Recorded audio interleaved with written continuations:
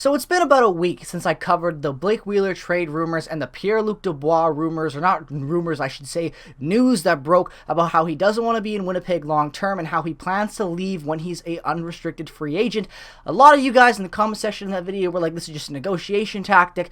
Pierre-Luc Dubois is obviously just trying to get as much money as he can. He's going to stay in Winnipeg, maybe not for 8 years, but definitely longer than 2, blah, blah, blah.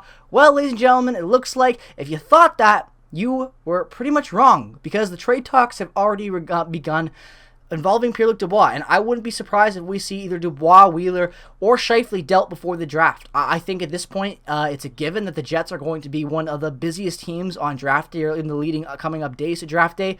It's a week from tomorrow till the NHL draft, and I don't think anyone's really safe on this Jets team, really, when it comes to the names that have been thrown around for the last year and a half, in the Scheifeles, the Wheelers, and apparently now Pierre-Luc Dubois. But nonetheless, Pierre-Luc Dubois has the Jets and the Winnipeg Jets, and the New York Rangers have begun talking Pierre-Luc Dubois trade rumors.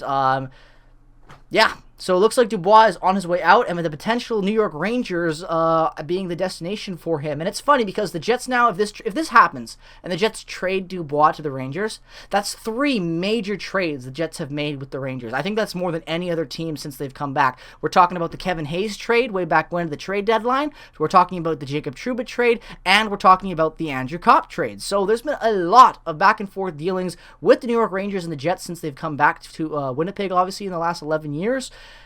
So it looks like there's some more rumors to point there. And what do I think about it? Honestly, ladies and gentlemen, I'm okay with this. I think that if any team wanted to go for Dubois based on assets and what we'd be getting back, I think the Rangers are a pretty interesting team. Obviously, a team that just went to the Eastern Conference Finals, has a lot of young talent, and are looking to make some upgrades, especially in that second-line center spot, being one of their weaknesses in the playoffs.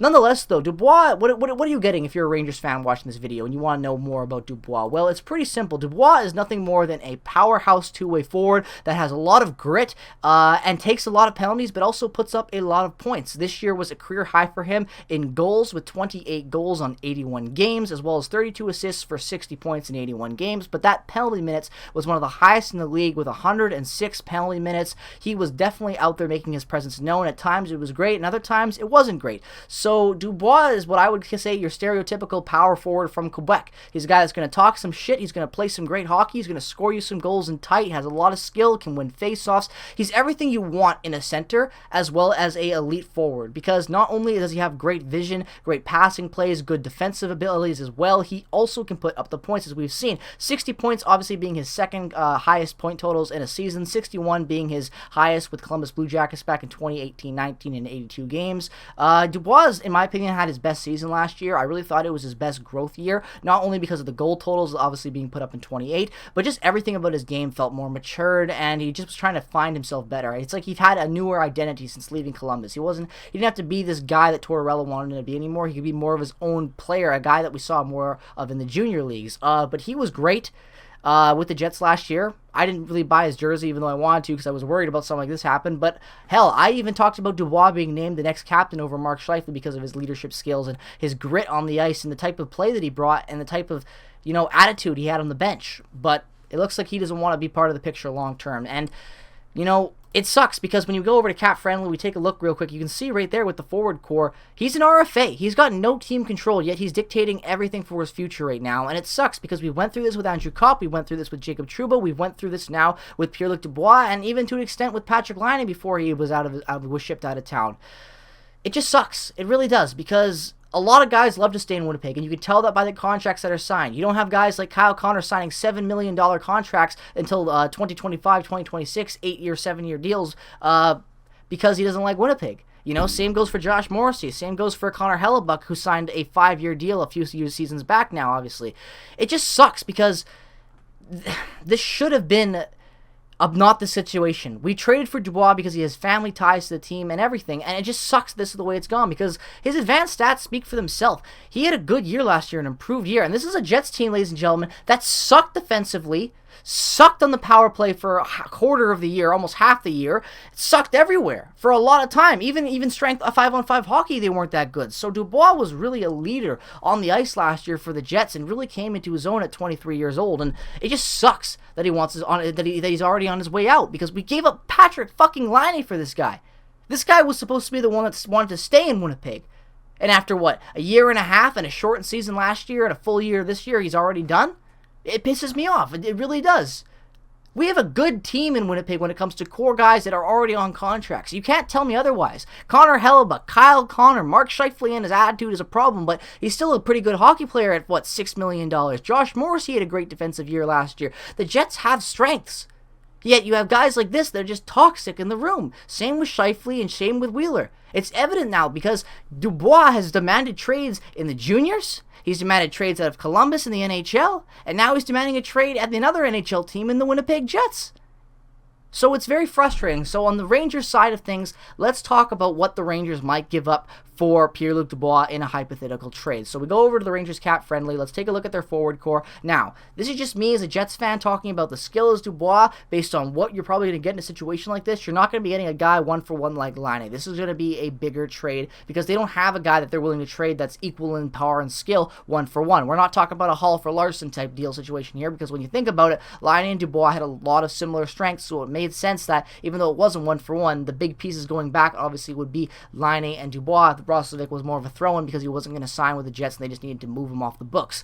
Nonetheless, though, if I'm the New York Rangers and the Jets, and I'm the Jets and we're talking trade, I don't think I can make this deal with them unless Philip Chytil and maybe Kaapo Kakko are coming the other way.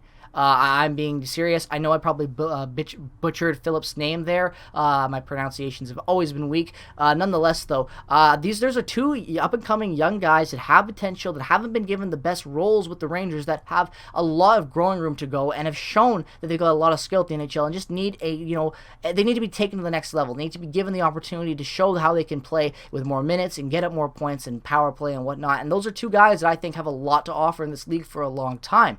Especially Kaapo Kakko. I think he's just a slower prospect when it comes to his development. He's still a very good player on there. Every Rangers fan will really tell you that they like Kaapo Kakko, and they probably won't want to see him go.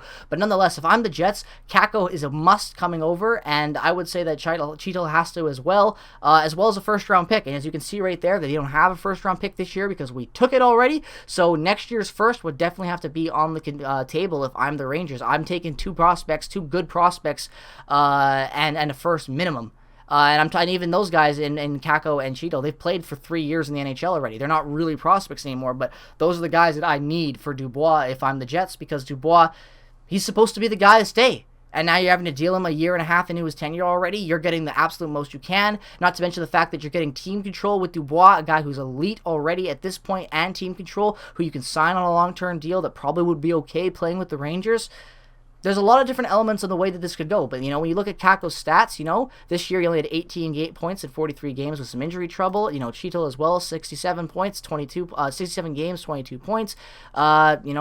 These are guys that I think would have a lot of growth in the NHL that could be good. And again, right there, 253 games played there for him. Kakko, 157. These are guys that have been around, they've got a taste, they need their game to be taken to the next level and give an opportunity to take their game to the next level.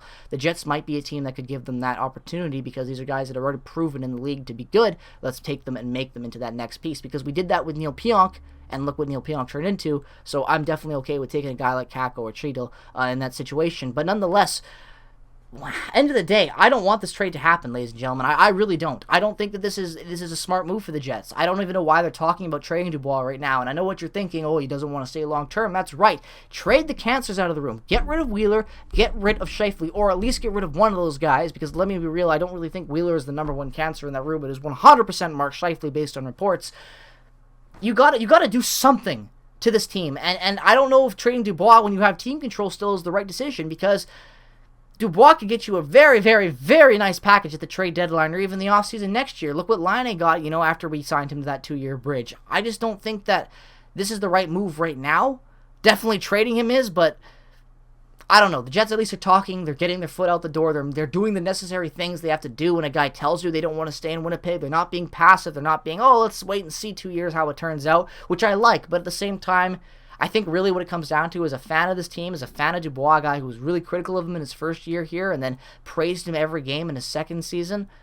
I don't want to see him go. I think it's a joke that he wants to leave. I'm very upset by it because this was the guy that the organization tried to sell us on that wanted to be here. His dad's a part of the organization for the Moose. He's Canadian, blah, blah, blah. He's used to the weather, they said, and all that. So Now he's gone, and it pisses me off because we gave up Patrick Laine for this guy, a guy that wanted to play here, that we bullied out of town. Don't let anyone tell you otherwise, because it's factual at this point based on all the proven points with how cancerous the locker room is. So what? We jump up in the lottery, get Patrick Laine, have him for a couple years, get a great run to the Western Conference Final, trade him for another good young forward, a guy that went number 3 right behind him in Dubois, have him for a year and a half, and then what? He's gone too? I'm sorry, that's not good asset management, and by the Jets, it's not. It's shitty that they're at this point. It really is. Do I think this would be a good trade for the Rangers? Absolutely. I think Dubois would be a great fit on the Rangers. I really do. Do I think it's smart of them to trade these assets right now? I don't know, because these guys could be really good for you down the line, but at the same time, you just made an Eastern Conference Final. You might as well try to get to the Cup Final next year. You know, the East is kind of at this aging out period for some teams where they're going to have a bunch of new teams that are on the cusp of being cup contenders and real cup contenders, not just a team that gets the playoffs. They're going to start to be the favorites in the East now, and I think the Rangers are going to be a team that's going to jump into that conversation every year as being a cup favorite in the East, especially with that goaltending back there with Shesterkin. So, I don't know. As a Jets fan, I think this trade makes sense for us with the guys we get back, even though I don't want to see him leave. And as a Rangers fan, you might think it's an overpay, but Dubois on that team with that skill, I think he would be able to probably potentially get 90 points on the Rangers next year. I really think he could, especially with that system that you guys play. Look how good Andrew Kopp fit in that team, and Andrew Kopp is the same type of play style that Dubois brings, except Dubois has more natural offensive skill. I think at the end of the day, it makes a lot of sense for the Rangers to go pursue this trade. The Jets are going to have to get a amazing package back, especially to sell the fans on this bullshit that's going on right now. But nonetheless, it's going to be a very interesting week to follow with the Jets and see how this plays out, if they trade him, if they don't trade him, and what happens with Wheeler and Scheifele and everything else. So, if you want to stay up to date with all the latest Winnipeg Jets trade rumors and news, definitely consider dropping a like on this video and subscribing to this channel. I'll be covering all things that break regarding rumors and news around the Winnipeg Jets and their players, as well as the upcoming draft. I'll be covering prospect reports, who I think the Jets should take, and other just really good sleeper picks that might be available in the draft for some teams in easy pickings. So, if that interests you, drop a like on this video, subscribe for more NHL content, and I will see you guys very, very soon. Peace, love, and positivity as always. Have a great rest of your day, and as always, go Jets, go!